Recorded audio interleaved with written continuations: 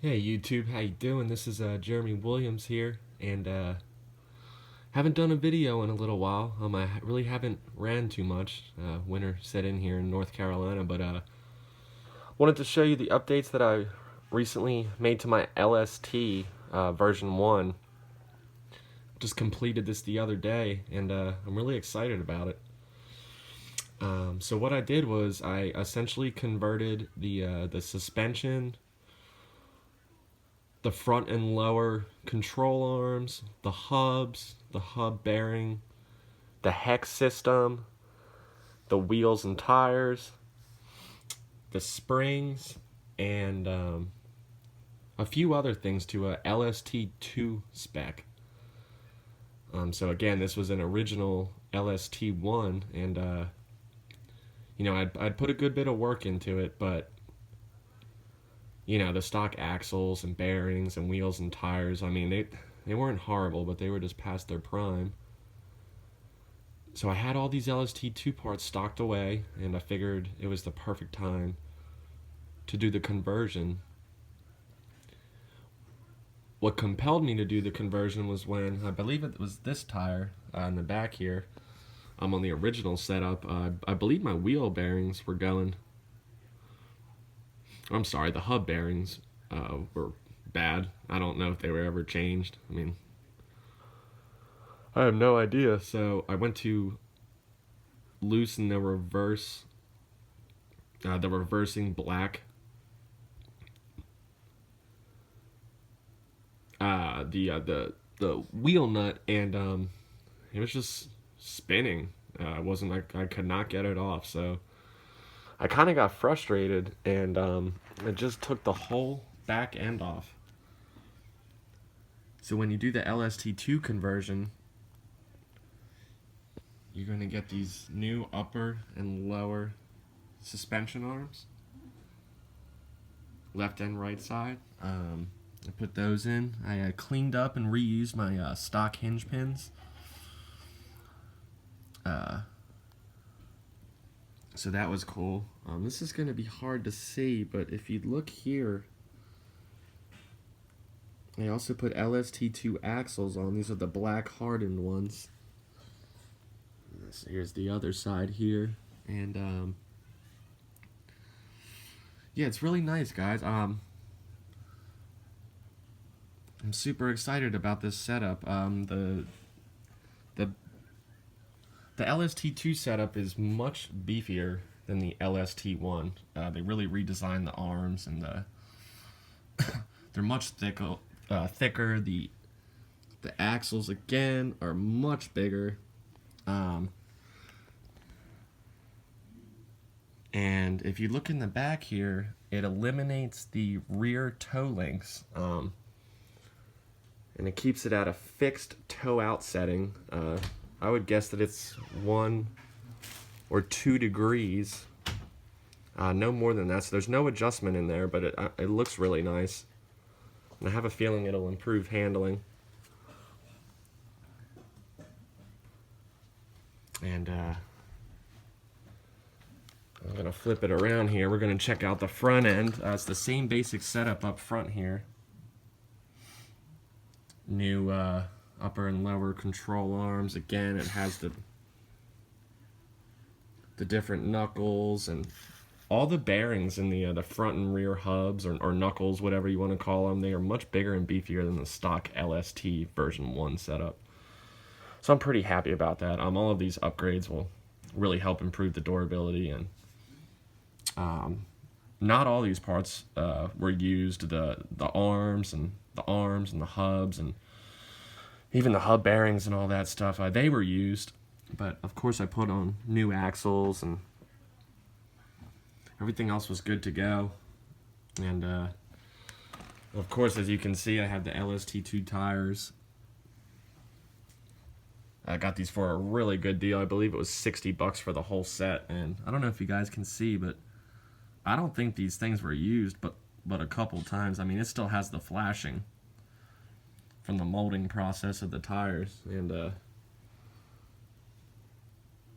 I think they're in really good shape. Obviously, the rims, being white, will not look perfect unless you never run it, but and also a good thing for you guys that are unaware, this whole, let's zoom in here, this whole setup gets rid of those little tiny 8mm axle setups with the old school locking nuts that you know, like Revos and T-Maxes and all the old school monster trucks, or most of them, came with, at least in their first iterations. And it really helps. Gotta really help with the durability process. And behind the wheel here, you're not going to be able to see it, but the hexes that the wheels and tires are actually mounted to are a massive 20mm in diameter. Now the hex bolt that you tighten, or the hex lug, that's still 17mm, so you can use any standard, you know, 1/8 scale buggy or truggy wrench. That's fine, but behind the tire, this is a really heavy-duty setup, and I'm really pleased with it. Everything's in really good condition here. It's the reason I threw it on without worry. I did wipe it down with a rag, but I haven't shined this up or anything, or done anything else. I also went ahead, and while I did this, I went through each one of my shocks. As you can see, I no longer had the chrome factory LST1 version 1 springs, and I upgraded them to RC Raven, the progressive rate springs. In its softest setting, or softest part of the stroke, it's still stiffer than anything that Losi offered, and it gets pretty firm on the bottom here. With the firmer spring, I did, in each one of the shocks, I changed the oil. It's running 40 weight, brand new 40 weight all around. I went ahead and changed out the shock cartridges on the bottom here. So internally, and I guess externally, it has all new O-rings. These are, I had replaced one of these shock shafts a few months ago because it was bent. When I got this truck from eBay, it was just bent. It was messed up. I dealt with it for a while, but the other one was good. I believe this is the good one. So this one's new here. This one's original, but all cleaned up. But again, on the internally, they have all new seals, all new 40 weight shock oil, and obviously I went ahead and bled the shocks and got the air out. It's really nice. It feels really smooth. I think the rebound's good. It is much firmer, but I like it. I mean, I like the stock setup too, but the shock oil was one of the things I didn't go through. When I took it out, I mean, my shocks, they weren't halfway full, but they were about 3/4 full. You know, lost a good bit of oil over the years. And again, I did a lot of work on this truck, but that was just one of the things I didn't do for various reasons. I just, you know, tried to get the truck running first and was sort of just happy with it. We're going to flip the truck around here, and we're going to take a look at the back side. And again, this is the same setup in the rear, all new cartridges, and therefore it has all new O-rings inside. It's kind of hard, I guess it's kind of hard to see in the video, but I had 2 brand new titanium nitride coated shock shafts. And I don't know, I just decided to install those in the rear. It's just how it happened. And again, I have the RC Raven progressive rate springs. And let's take a look here. The damping is really good in the back too. Feels real nice, guys. Just a little side note here. I've really struggled with the brakes on this thing for a long time. And it's kind of hard. Oh, there we go. So my braking rod at the very tip here, I'm going to point to it if I can get it. Right there. It was so long that it was hitting the radio box, and you can see the scratches there, and my brakes just sucked. So I got frustrated and hacked the end of the thing off. end of the rod right there. You can see it's kind of ugly, but upon testing my brakes now, just in my room, and I haven't ran this thing since October, unfortunately. But oh my goodness, my brakes work great now. I don't know what was up with the rod, or if my linkages still aren't set up correctly, but just testing it now, the brakes work amazing. I literally had to chop off 50 points on my Futaba 3PV setup worth a throw. Actually had it maxed out and it still barely stopped the truck, so now it's just ridiculous, which I always heard these brakes were almost too strong on this thing, so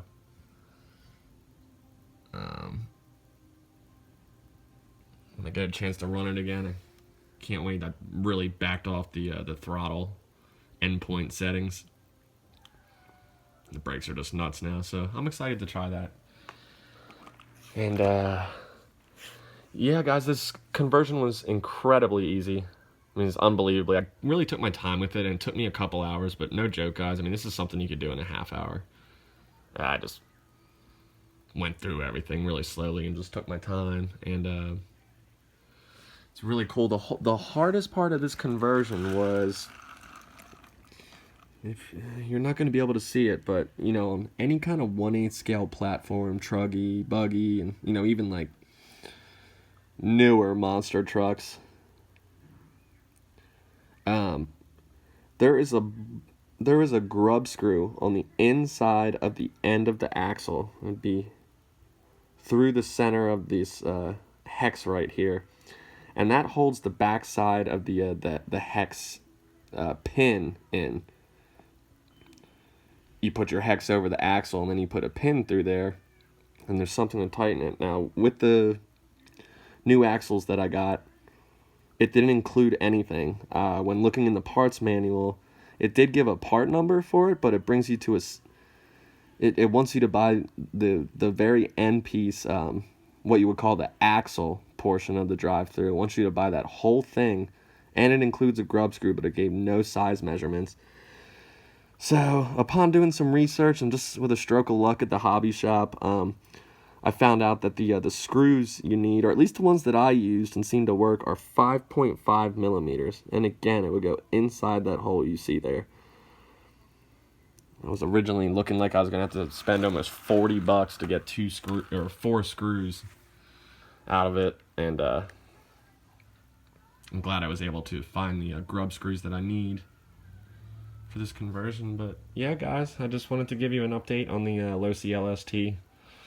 I really haven't ran too much besides, you know, a few weeks ago when I was breaking in the Reds engine on the 8T, ready to run, which is really awesome. It's going really, or it was going really well. Can't wait to run again, guys. And then I have some work that I'm going to be doing to the Losi 8T, and I will get some rehabilitation work and some upgrades that I've been wanting to do for a long time. But in the meantime, I just wanted to show you this LST. It's a really nice looking truck, and I'm really pleased with this whole conversion, and I can't wait to try it out. Alright guys, happy holidays to whatever you celebrate this season, if anything, and I hope everyone's doing well and has a wonderful start to the new year. Alright, thank you guys.